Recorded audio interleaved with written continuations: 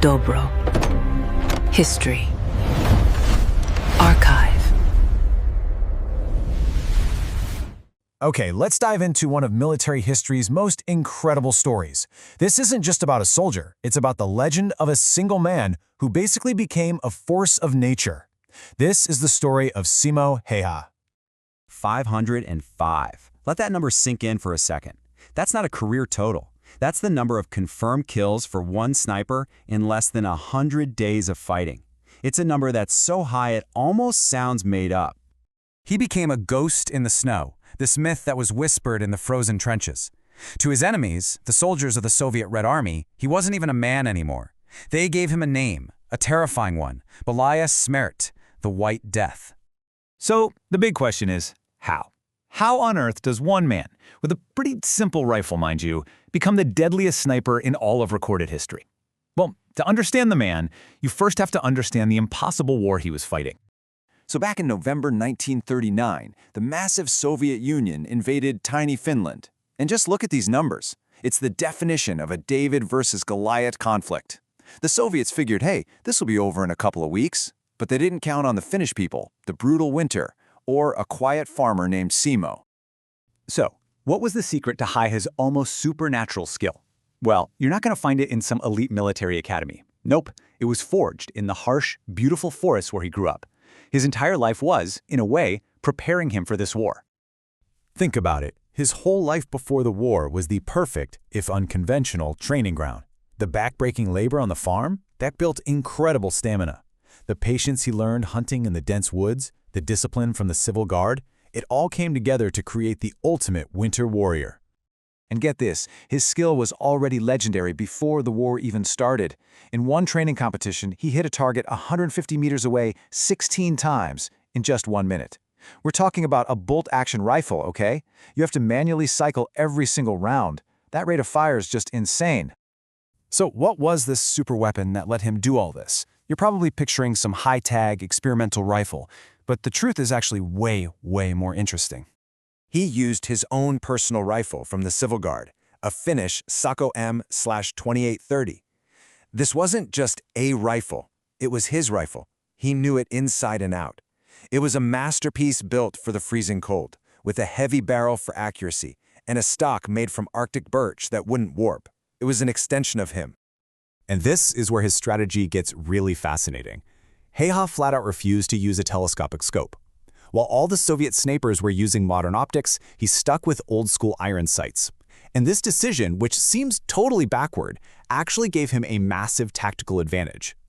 You see, in that kind of cold, we're talking minus 40 degrees, scopes were a huge liability. Your own breath could fog up or freeze the lens instantly. A tiny glint of sunlight off the glass could get you killed. By using iron sights, Häyhä could keep his head lower, presenting a smaller target, and he remained completely invisible.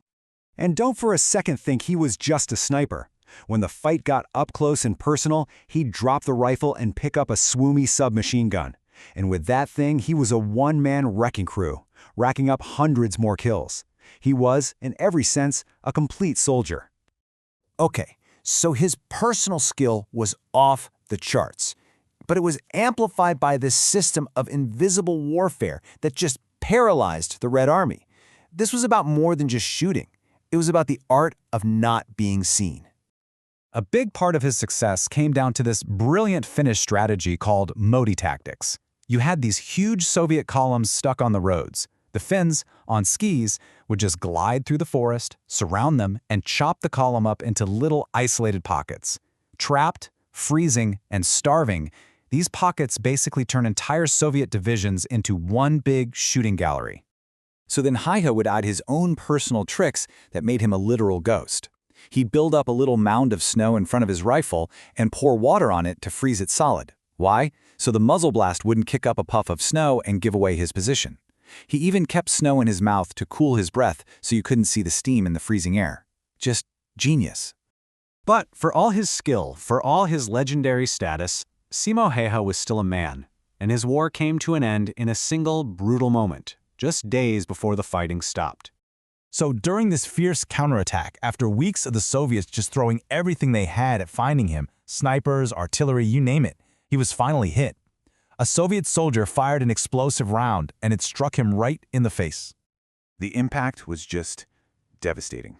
The bullet shattered his jaw and basically blew off his left cheek. He was knocked out cold, presumed dead, and just left in a pile of bodies. The only reason he was found was because a fellow soldier refused to give up and saw a leg twitching among the corpses. And then, in this absolutely unbelievable twist of fate, after a week in a coma, he woke up on March 13th, the very same day the war officially ended. His personal war, though, was far from over. It took 26 separate, agonizing surgeries to rebuild his face, even grafting bone from his own hip. He carried those scars for the rest of his long life. This whole story, his survival, is the perfect illustration of this Finnish concept they call sisu. There's no perfect English word for it, but it's this combination of grit, determination, and just pure resilience against impossible odds. It's the spirit that Simo Häyhä embodied. You know, when he was an old man, people asked him if he felt remorse for all the men he'd killed. His answer was so humble and so powerful. He said, "I did what I was told to do, as well as I could." For him, it wasn't about glory or numbers, it was just about duty and defending his home. After the war, he just went back to being a farmer and a hunter. He never wanted fame. He passed away in 2002 at 96 years old. And his story, this incredible mix of ancient hunting skills and modern war, it leaves us with this big question, doesn't it? In our age of drones and high-tech warfare, does the story of Simo Häyhä prove that the single, determined individual is still the most powerful weapon of all?